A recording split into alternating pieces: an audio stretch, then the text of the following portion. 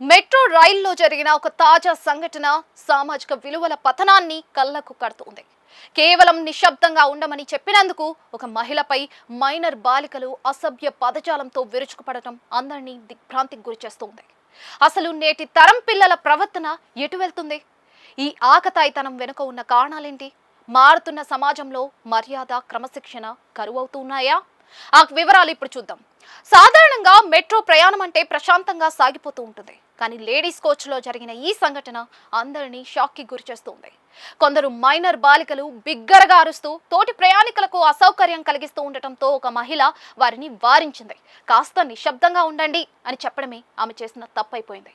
దానికి ఆ బాలికలు కనీసం సారీ చెప్పాల్సింది పోయి ఏ మాత్రం భయం లేకుండా ఆమెపై బూతులతో విరుచుకుపడ్డారు. ఇక పక్కన ఉన్న వాళ్ళు ఎంత ఆపినా కూడా ఆగకుండా వారు వాడిన భాష వింటే వీళ్ళు చదువుకునే పిల్లలేనా అనిపించక మానదు.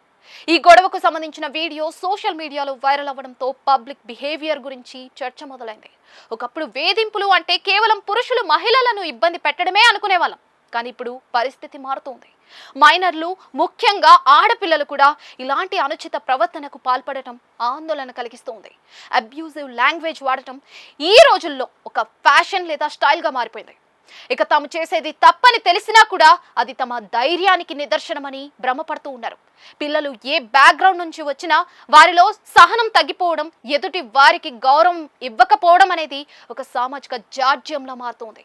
ఇది కేవలం ఒక ప్రాంతానికో తరగతికో పరిమితం కాకుండా అన్ని చోట్ల కనిపిస్తూనే ఉంది. పిల్లల ప్రవర్తనకు కేవలం వారినే తప్పు పట్టలేం. మన విద్యా వ్యవస్థలో, కుటుంబ వ్యవస్థలో వస్తున్న మార్పులే దీనికి ప్రధాన కారణం.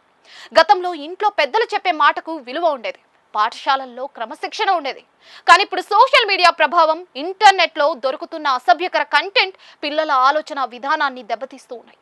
ఇక తల్లిదండ్రులు బిజీగా మారి పిల్లలపై నిఘా తగ్గించడం, కేవలం మార్కులకే ప్రాధాన్యత ఇచ్చి నైతిక విలువలను గాలి కొదిలేయడం వల్ల ఇలాంటి ఘటనలు జరుగుతూ ఉన్నాయి.